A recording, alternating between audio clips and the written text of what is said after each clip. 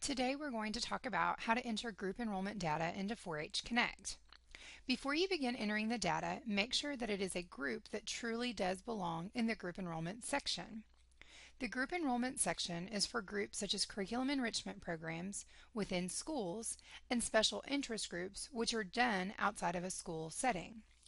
There must be 5 to 6 learning experiences in one project, and the student must have had 2 to 3 hours of instruction.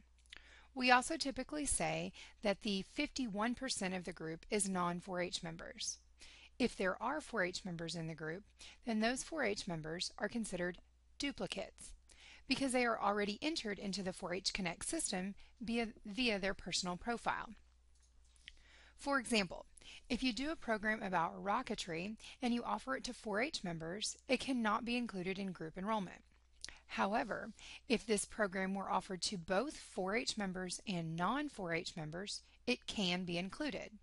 Those 4-H members that were in attendance would also be considered duplicates.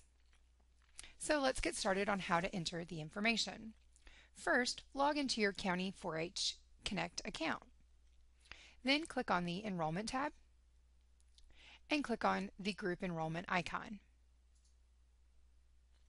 Now, click on Group Enrollment, which appears right below the row of icons on the left. And here you will see 3 pages of information that will need to be completed: the program, member distribution, and volunteer distribution. So let's get started with the program. On page 1, you enter the name of the program.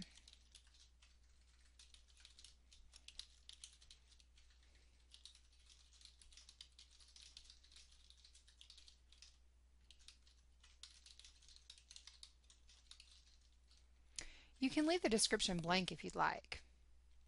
And let's say I did this in October of 2013.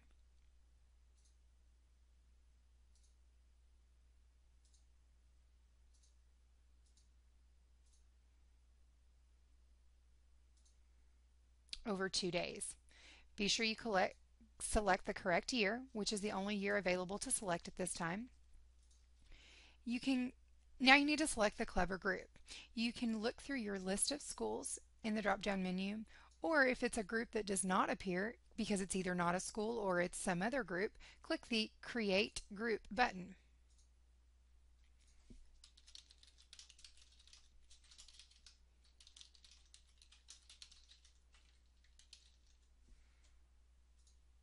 And I'm going to call this a school group.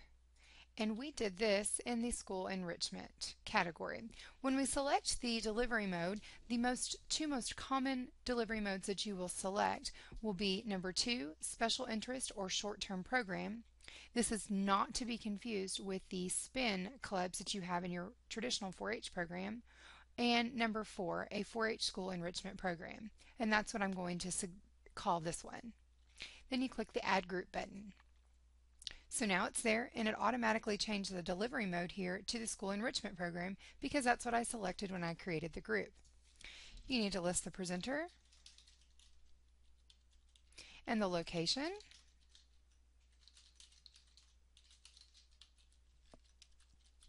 and a zip code. Now you enter the number of hours of instruction. So let's say that we had 4 hours of instruction and I had 25 kids. So I'm going to enter 100 hours of instruction.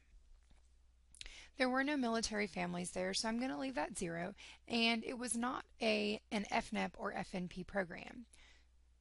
So now I'm going to add a project from the drop-down menu. I'm calling this one Balance Your Day with Food and Play.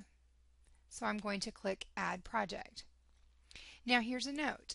If you are doing an event such as Ag Awareness Day, be sure to only select one project, such as the Science of Agriculture or Texas Farm Bureau Mobile Learning Barn or something to that effect. Do not select multiple projects such as beef, sheep, swine, poultry, horticulture, etc. because the student did not receive 2 to 3 hours of instruction on that particular project. They were there for 2 to 3 hours for that entire event called Science of Agriculture. If you select the wrong project, you can simply click Remove and go and add it again. Add project. Now let's hit continue to go on to the next page. Now we're on the second page, member distribution.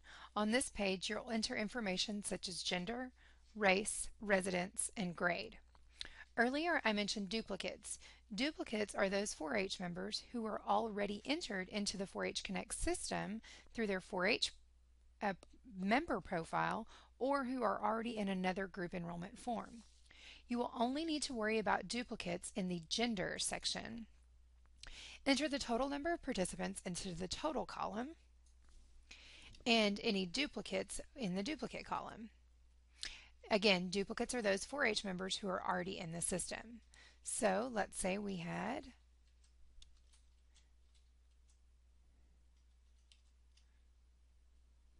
Let's say we had 100 students total, and 20 of them were currently in 4-H or in another group enrollment form, so we've got 80 new participants, the duplicates removed.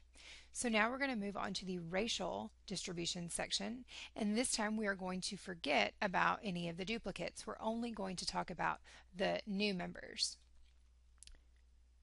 Now, I know this federal report differs from our monthly Texas reports regarding race and ethnicity.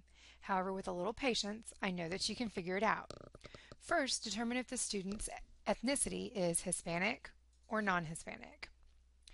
Then let's look down the racial groups column on the left. Is the student white? If yes, then enter that student in the first row of the non-Hispanic column.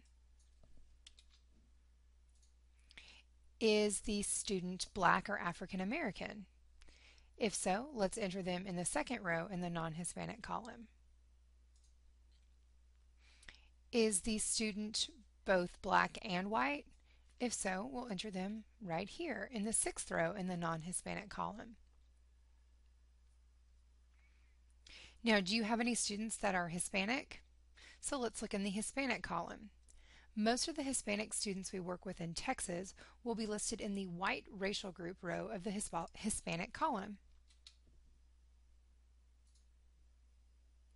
Remember that the balance of combinations is for those combinations of race which are not listed right above it. So now let's move on to the residence distribution. Let's enter some information here.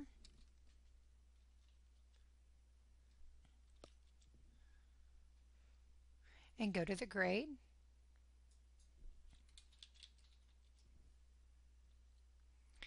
The totals must match at the end. So let's say, for example, I had an erroneous entry here. I get an error saying that everything needs to match. So I will go ahead and fix that. And it should allow me to move on to the next page. Now we're on page 3, which is the volunteer distribution. This is for anyone other than extension employees who help teach the program. This will include teachers and any other volunteers. Notice the racial distribution looks very similar to the previous page, but at this time it separates out the adults from the youth volunteers. So let's add in some numbers.